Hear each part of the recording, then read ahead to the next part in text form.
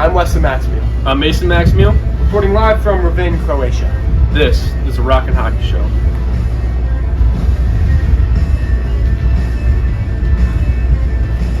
I'm Benny, I love Metallica, and this is the Rock and Hockey Show. This is the Rock and Hockey Show! This is hockey, the way it should be. Welcome to the Rock and Hockey Show. This is the Rock and Hockey Show. Rock and Hockey Show!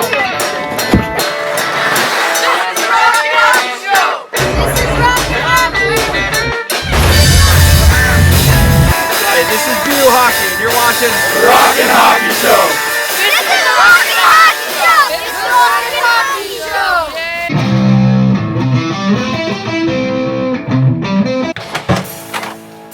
Hello, Rockers and Hockers, and thanks for joining us back at the Rock and Hockey Show. This is the show where the hockey rocks and the music sucks. You know how we do it. We got great music, great hockey content, and do not forget to check out the podcast on all major podcast platforms and Gordie Howe elbow that subscribe button. Thanks to my Uncle Patrick Maxfield for joining us on the last show to talk hockey development and what it means to be a captain. On this show, we've got none other than Hunter McDonald from the LeHigh Valley Phantoms. How's it going? His third time on the show to talk about his path from college to pro. He also talks slap shots and club usage. Then he joins us in the skill development session to demonstrate slap shots. Do not forget, you can get your Rock and Hockey merch on Etsy.com. Alright, let's say hi to the band.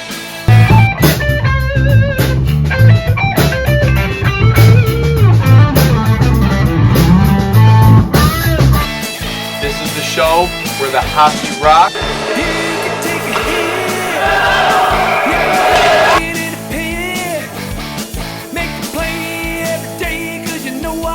And the music stops.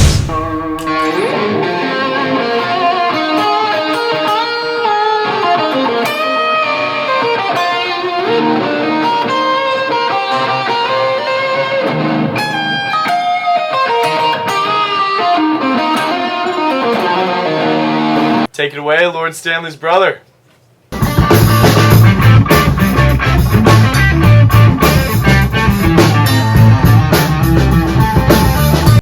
Today's interview brought to you by Trotta. Check them out at trottarochester.com.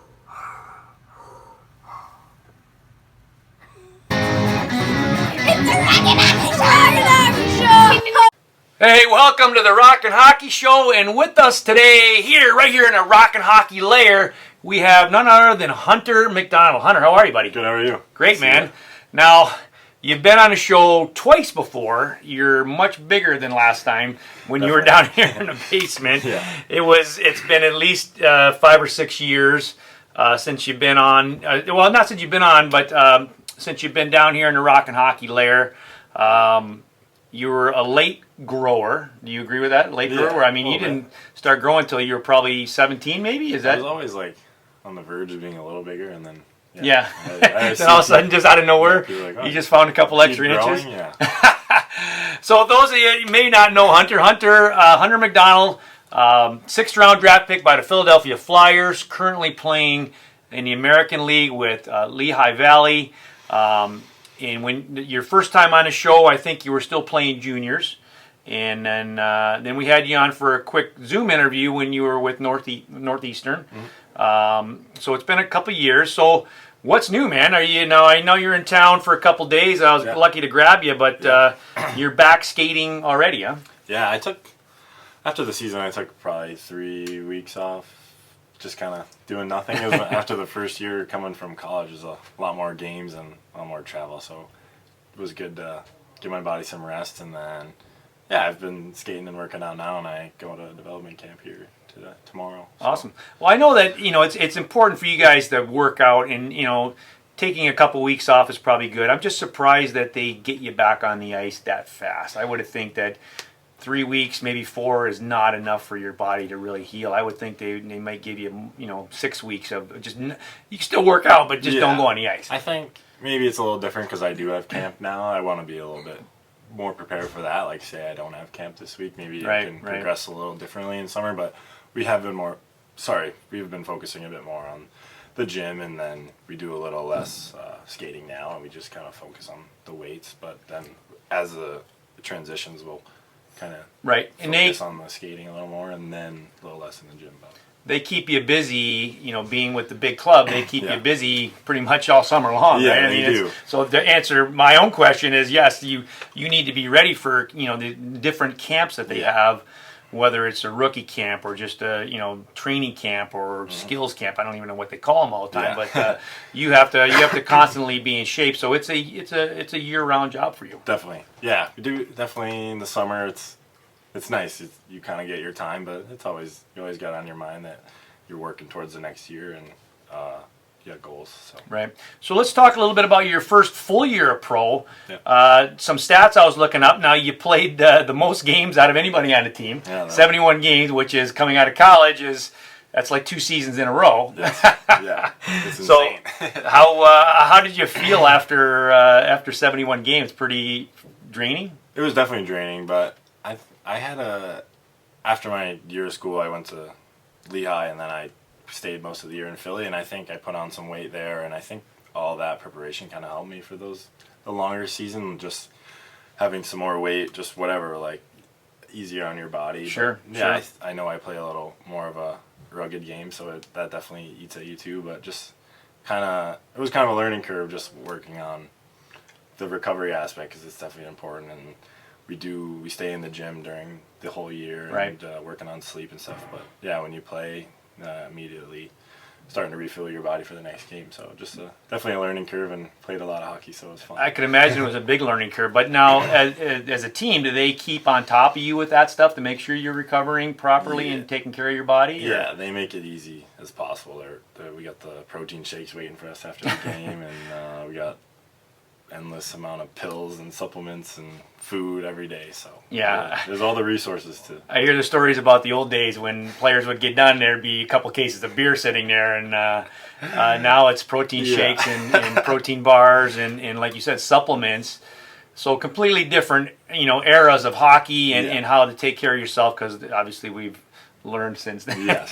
Back in the day, they didn't even want you drinking water. Remember, they would give you salt tablets, but crazy stuff. So now you mentioned you do play a rugged game, and you're a physical player, and we'll touch on that in a few minutes. But one stat I noticed is you did not lead the team in penalties. You were second in penalties. Yeah, I think that's something you mix in a couple fights in there, and then I had a 10 minutes, so that kind of adds up. But it's a long year, and I think as the year went on, I was able to kind of find that line of playing hard but staying out of the box. Right. I think I'll just keep growing. I think I'm still young, so I think that'll be important too.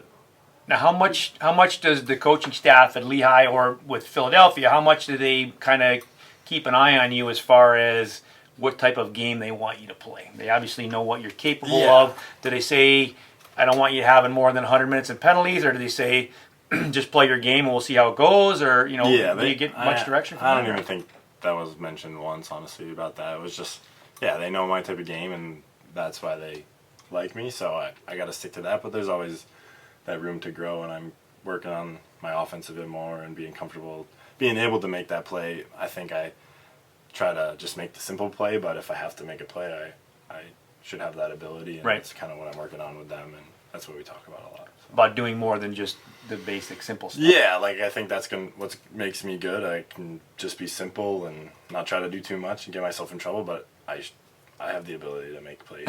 And, well, I can do it. But. That absolutely, and I think we talked about that the last 2 times you're on, is all the training you did as a kid growing up.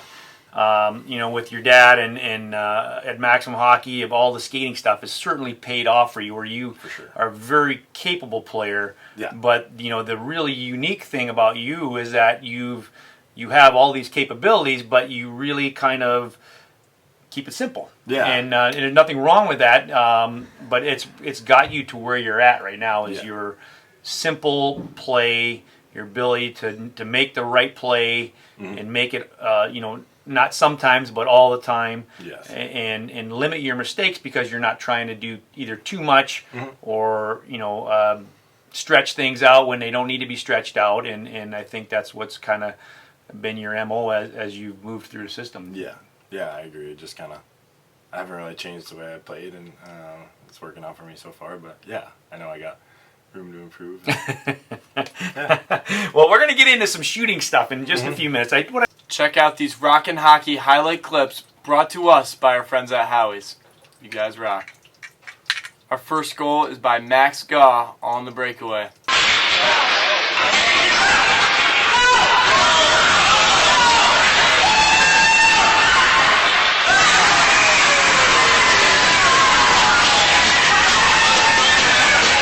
Good job, Max. I do want to talk about kind of the big thing I wanted to discuss with you, especially watching you, since you were 5 and 6 years old, grow up, is your path through, juniors, and then college, and then pro. Break down the best you can from each year, like from your junior hockey to the USHL. That was a big jump for you. Yeah. What did you learn that you needed to do to play at the USHL? And then we're going to go from there. We'll go to Northeastern.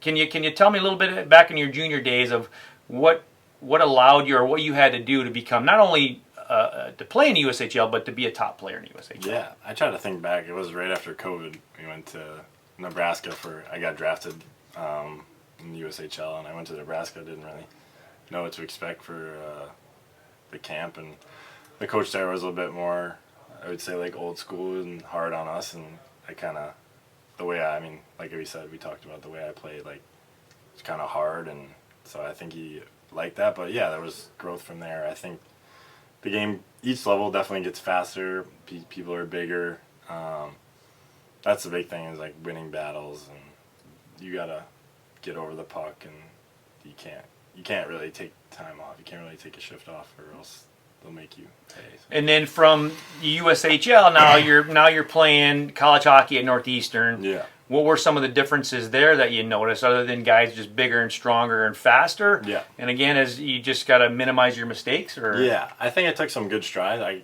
I was in Nebraska, and then I got traded to Chicago, and then right after that I got drafted by Philly. I think that gave me a little bit of nice confidence, but I think I learned a lot in Chicago. Just worked on some skating, and just it was kind of like, there wasn't too much systems in there. It was kind of just play free, so it kind of allowed me to try some things and be creative. But yeah, when I went to college, that was definitely a jump, because there's, I don't know how old I was, 21, but when you play against some guys that are like 24, just learning the lifestyle. That I think the environment too is a learning curve, not just on the ice, but just, I think some guys got hurt that year, and I kind of had to step up as a freshman, so that just playing honestly helps you get adjusted.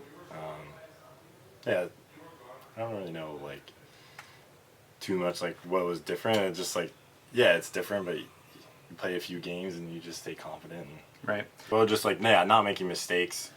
I think that's what I try. I mean, I want to go out there and try to be perfect. Obviously, you're not going to be, but I think if I can try to stick to trying to be perfect, don't want make myself crazy. Well, yeah, I was gonna say. Well, on that note, though, do you find yourself playing too tentative? Because when you play to not make mistakes, it's hard to play like that. And you don't. It's hard to move and create, and you're playing timid, and then you end up making more mistakes because you're trying not to make them. Yeah, That's. I think that is. I don't think I play like that, but I think I just play hard, and if I make a mistake, you come back to the bench. I'm kind of starting to do. I think it's very important, some of that mental aspect of the game. I think that's super important, especially as we talk about a long year and stuff. But you can't let if you do make a mistake, you can't let that eat you up the rest of the game. So we don't even have those iPads on the bench. We just if you have a question, maybe talk to my D partner and be like, hey, what could we maybe do better there? But it's kind of just you gotta have a quick. Recovery reset. Reset. Forget Yes. about it. Yeah, Quick reset. And let's come back to that in a minute. Now you mentioned going your jump to college from juniors, and I know for me, I did not enjoy college hockey because it was way too structured. Way too structured. There was something every second on the ice. There was some place you were supposed to be and do something. Where leading up to that, I was able to just skate around and do whatever I felt like. So I didn't play juniors, but when I was playing midget major, and then after college when I played pro, it was just freelance. And then all of a sudden college is just structure, and I did not enjoy that. Did you find the same thing? Or? I think it was very structured. I honestly didn't mind it too much, more of just like following the D zone structure and stuff. Yeah, sometimes in the O zone you got to follow that structure, but for me, like, I think I was still able to play the way I wanted to, and I don't know. Personally, it wasn't too much of a difference, but right. Yeah. So then in your jump now from college up to the pros and going back and forth with training camp with Philly and in your time spent at LeHigh, especially after a full season, what were the differences from there, and what do you think that you need to do to make the big club? I mean, what do you think those are? Yeah, I mean, I know when we worked on, like back in the day, we always used to work on skating, and we always would start everything we do with skating, and we still do that today. So that's like, it's important because like everybody out there listening, listen to that. We still do it today as NHL players. So give us some examples of what you do as a when you go to these NHL camps. Yeah. What do? Do you line up on a goal line and do one-legged stuff? And even all summer, like when I'm down there with our development staff, we start most skates with edges, like even simple edges, like inside, outside edges. Add a little twist to that stuff, but we're working on that stuff no matter what. It's Amen. Amen. The game is too fast to not be able to skate, and I think for my size, I can skate it pretty well. That's like one of the things that I can do well, is being able to skate with my size and being able to close on people and stuff. But so working on the skating is definitely important. And that's something that as you grow as a player, that's constant. It never stops. You have to constantly improve. Yeah, you got to keep evolving what you're doing with your skating. So again, as you play in the American League, and then you go to NHL camps, again, these are the best players in the world. And your ability, to make the big club now is that you have to be able to skate with them and skate better than them.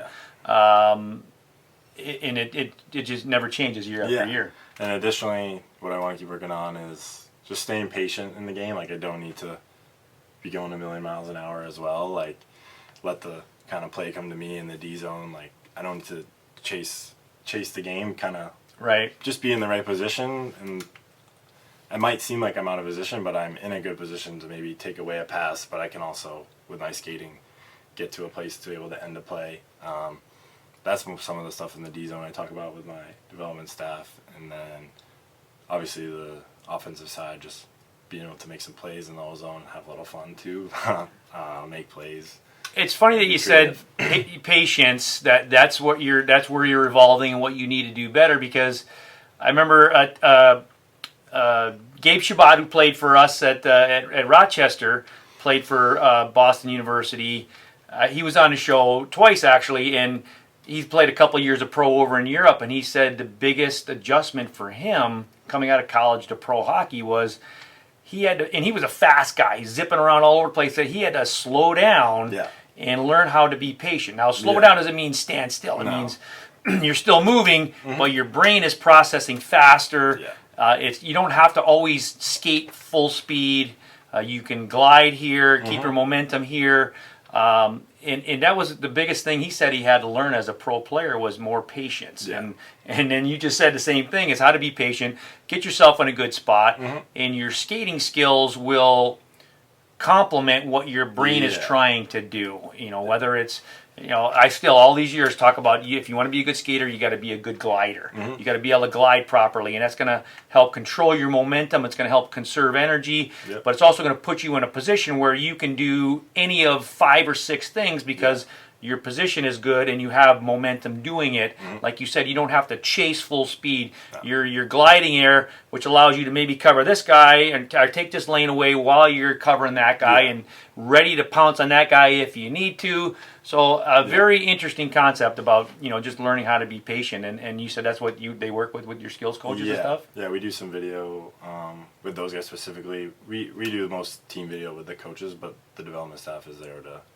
kind of help you work on your game and what they see you wanting to work on, and then that will help you get to the next level and what they see you as a player. Wow. Interesting. So let's switch gears just a little bit. I want to talk a little bit about your process of preparation in the locker room and on the bench, lining up for a face-off. What are some of the things that go through your mind as a pro player? Not just a pro player, but knowing that you want to obviously make the big club. Yeah. What are some of the preparations that go through your mind as a player in the locker room, leading up to a game, in between shifts, and then lining up for a face-off? Yeah, I know you're maybe more talking about like mentally and like knowing who's out there and stuff. I've kind of learned to like I prepare my body well too, like with little nicks and what are the things you got going on. So I've developed a pretty good routine, and that kind of helps me like get in the zone mentally. But carrying on, we do pre-scout all the time. So when you talk about power play or penalty kill and just 5-on-5, you generally know like who the guys are that you got to pay attention to. There's a lineup sheet before every game about the other team and what each guy kind of does well. So you kind of know players to look out for, or someone that might make you pay when you have the puck. Hit you, but also guys that will make you pay when they have the puck, scoring goals. So you kind of know, especially as the year goes on, you see a team. We played Wilkes-Barre probably 10 times, so you kind of know those guys well. Right. But yeah, when each shift, we didn't do too much line matching, like focus on it a lot. But I know maybe our coaches were thinking about that. But when you go out for a face-off, like we do face-off plays, D-zone, O-zone, even in the neutral. So you kind of focus on that. You got to know your responsibility if we win and if we lose, and then that kind of helps you from there. But yeah, when you know who you're covering, you got to focus on that. Right. But just whether you line match or not, and you know the other team's lineup, it's such a fast-moving game where you can't just jump the boards and go out and play. Yeah. You can, but if you want to continually improve and obviously make make the big club, play in NHL, you got to be aware of your surroundings, and the more you are, the more likely you're going to be successful, or more successful than if you just go out and play randomly. Yeah. So that was my point. Is I try to teach kids and players, and I know my sons is when you line up for a face-off, know who you're if you're center, who you're going against. How can you beat them? Can you beat them?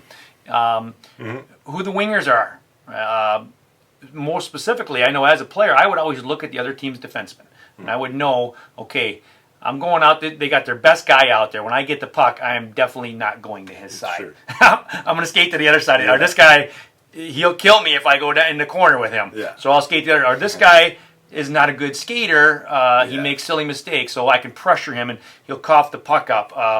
This guy's, he doesn't skate backwards well. I can beat him with speed. So I would, as a player, I took it upon myself to know those details, and I think it made me, obviously made me a better player, but it gave me an advantage that maybe other players that don't do that could have had. So, it is important. I think you as a physical player too, is you probably need to know who you can possibly take advantage of. Sure, I agree. Maybe push somebody's buttons or just take advantage of them. Like this guy's supposedly the toughest guy in the league or the strongest player in the league. I got to be careful with him, but this guy, I know that I can handle that guy in the corner if we go. There's a guy you're like, oh, I want to hit him every time he's going. And even to throw someone off their game, maybe something like that. How often does that come up with you, being the style of player that you are, that you're trying to get under other people's skin? Does that come up a lot, or is that just only when it presents itself do you do that? Or that's the thing I kind of been learning, just kind of when to do that stuff and when is necessary. So that's like a good learning thing that I've kind of been working on. But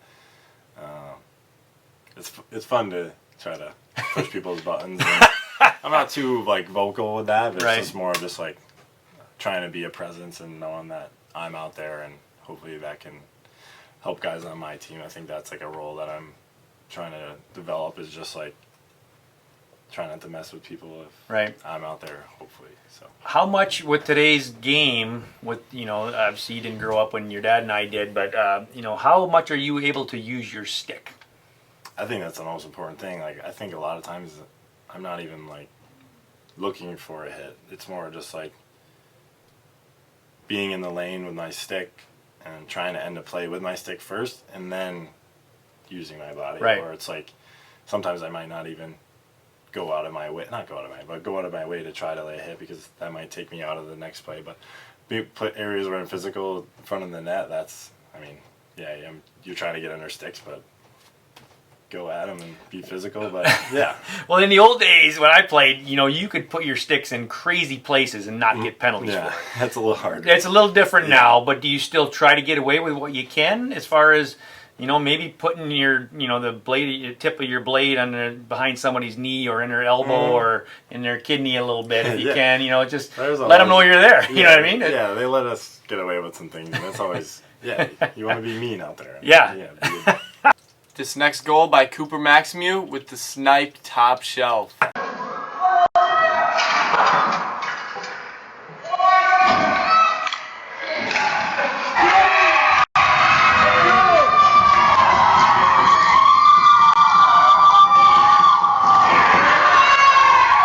Yeah, Cooper. All right, so I do want to talk. We're going to go out and we're going to do a little bit of shooting here for today's skill session and the show. I want to talk a little bit about shooting with you. Now, we've discussed this before, but I'm a big fan of the slap shot. Okay, I think it's a very useful shot for any age, especially for pro guys. It's not taken hardly at all, especially in the NHL. And then youth players don't take it because of that, and then coaches discourage it. In my opinion, it's a great shot. It's not any, if you're good at it, Yeah. it's not going to take any longer than taking a drag and a pull and drag and shot or a wrist shot. It's the same amount of time, but it's going to come off your stick more deceptively. It's going to come off with more speed. It's going to be harder for the goalie to read. So in my opinion, why not use a slap shot more often if you're good at it? Because no coach is, if you get a great slap shot, no coach is ever going to say, don't do that again. No. You know what I mean? If it takes too long and you miss an opportunity, then they're going to say, look, that's too long of a windup. I get it. Yeah. But, part of the old logic, too, was, if you miss the net on a slap shot, it's going to go around the boards and go out of the zone. Well, any shot that you take is going to go around the boards and go out of the zone if you miss the net. So, in my opinion, some of that logic doesn't necessarily carry over. What are your thoughts?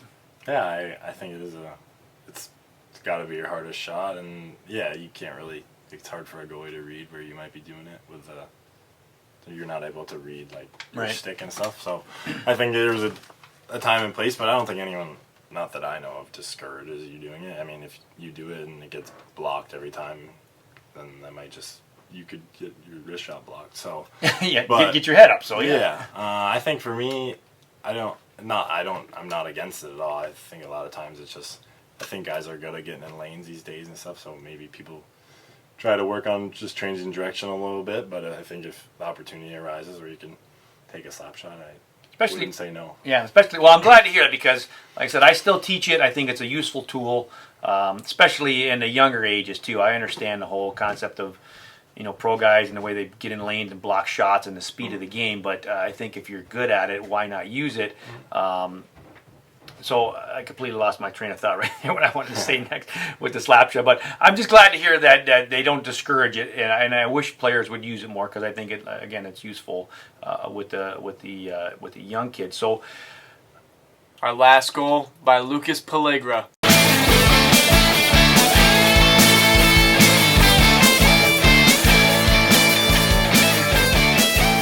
Great effort on the goal, Lucas. Now back to the show. jumping gears, and we'll finish this up, Hunter. I'll let you get on your way. But how does the music work in the American League locker room?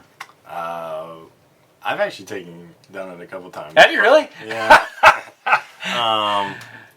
our goalie took care of it most of the year, and then he was hurt for a bit, and then I had to step up just because I guess we had similar music tastes. It's more, honestly, it changes, but we do listen to a lot of more like electronic, kind of just heavy beat. And Like club music? Boom, boom, boom. almost. Really? Yeah, it just kind of And all the players like that? Yeah, I think so. I mean, for the most part, there's no one that, I mean, maybe there's guys that don't really enjoy it the most, but sometimes we'll throw on like an old classic. I don't know, but that's... Really? So most of the time when you guys are in the locker room, it's club music going on. Kind of. Yeah. Wow. I would have never guessed. I would have guessed you would have said country, but Yeah. wow. Yeah. And you had to, were you nervous the first time you had to work the music? Yeah. I was too worried about the music, but then I got a good Had a bad game? No. I was so worried about what I was going to play. I had a bad game out there. No, I eventually just got a little playlist going, and then I just let it play, but yeah. And everybody was good with it. So at what point did you turn to club music, or have you always liked club music? I've always kind of liked that. I think it's just a good beat to kind of nod your head to, and you just, maybe not too many words, you just kind of focus. And, but, yeah. Oh, that's great. It's What, cool. what about when you were in college? Was it the same thing or no? Honestly, it's a little bit of the same. Yeah, it's kind of I don't know what that genre is. It's like, yeah, it's kind of like club, but it's just like, yeah, like pop. It's like pop remixes, like with Right. bass and stuff. So it's funny. Computer generated music, Yeah. but all right. What's your go-to when you're not in the locker room? Like when you're working out and you got your headphones on or something. What do you go to then? I like a good country. Yeah? Yeah. Or I will still listen to the same pregame. Close enough. Yeah, I don't know why I do enjoy it, but I like country. I think Yeah. I think there's a different time and place for every kind of music. All right. When you're in the car with mom and dad, do you make them listen to club music too? I do or not, but no. Your sister probably likes actually sometimes. it. Your sister probably likes it. Yeah, No? she probably does. I actually think I sent her the playlist. So. Oh, that's awesome. Yeah.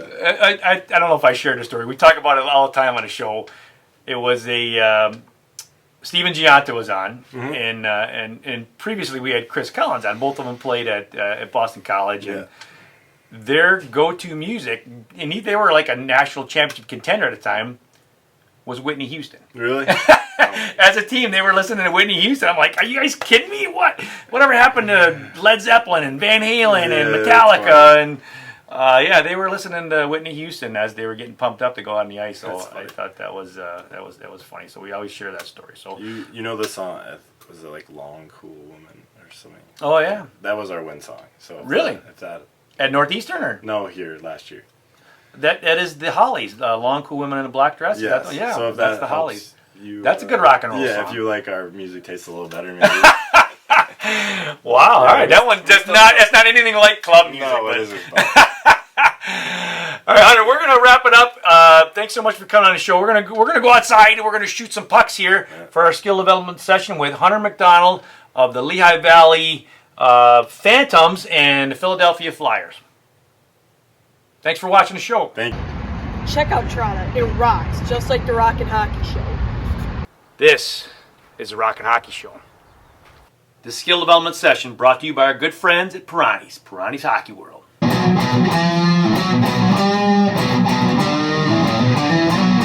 Hey, welcome to the Rock and Hockey Show Skills Segment Edition, and we are here with Hunter McDonald of the Lehigh Valley Phantoms of the American Hockey League. Hunter, what's going on, man? How's it going? Awesome. Good. So we're going to talk about shooting here with a pro hockey player. Now, Hunter, one thing that I try to teach all my students when we talk about shooting is every shot, no matter what, shoot the puck as quick as you can, get it off your stick. Mm-hmm. Shoot it as hard as you can every time, no matter what, and shoot it as accurate as you can. Those are the three things that I'm trying to instill in players that every time they shoot the puck, they should try to cover those three bases. What are your thoughts on that? I agree. I think you should always shoot with a purpose like that. Shoot with a purpose, yes. I always say it's better to score on purpose than by accident. Yeah, and sometimes I might take a different approach. Like if I'm shooting from the blue line, maybe there's a bunch of guys in front. I'm just like you said, just quick, try to get off. But I might be looking for sticks versus maybe trying to like put it in the net, just kind of try to create a little havoc. But there's a purpose, like you just said, to what we're doing. Yes, absolutely. Shoot with a purpose. And I just think it's too many players, in my opinion, just try to get the puck on net, which is a good thing, all right? Yeah. But if you have a chance to shoot to score, Sure. there's a difference between just getting it on net and shooting to score. And I think it's players too often are so worried about just getting the puck on net that they're missing opportunities to score goals by shooting to score. So we're going to talk a little bit about your slap shot today. Actually, we're going to watch you take some slappers, and it's going to be kind of a condensed version of your slap shot because we're going to shorten up the backswing so you get it off a little quicker. But we're going to talk about we're going to work on generating power and then and really being as accurate as we can. Sound good? Sounds good. All right, let's rip some pucks. Shot preparation is key to consistently shooting the puck well. Notice how simple, quick, and efficient Hunter's shot preparation is here. He sets the puck right where he wants it, his hands and feet are good to go, looks at the net, and rips it. Notice the consistency in every single shot. Shot preparation is the same every time, his power sources are the same every time, and his finish is the same every time. This ensures a high percentage of quality shots every time.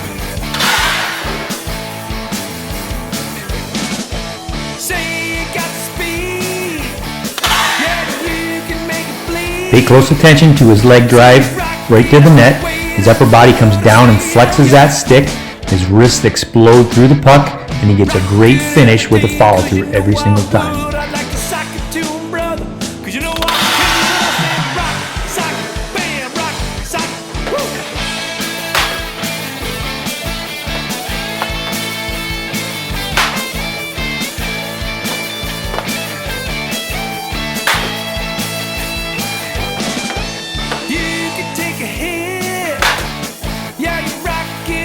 Great shot preparation allows him to get his head up prior to taking the shot.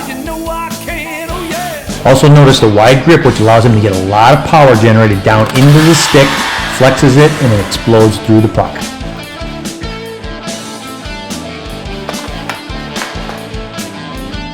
This is what I call shooting to score. Hey, I think there's even a song about that.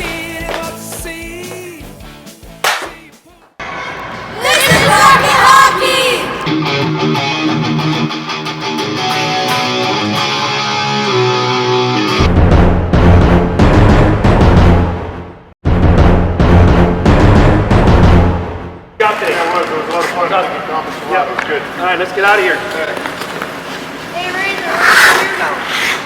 I'm going off the ice. Want to go? You want to bring some friends? Because definitely you're not going to be enough. This is what you're bringing? These guys?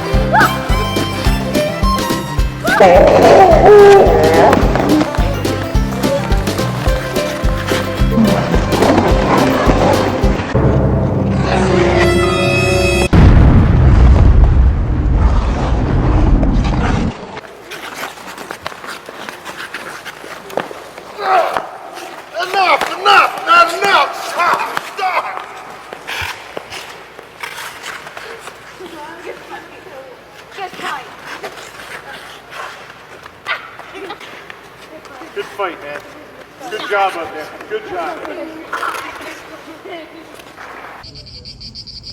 I'm Miles. I'm Mason, and we're at the top of the fortress of Qatar, Montenegro. And this is the Rockin' Hockey Show.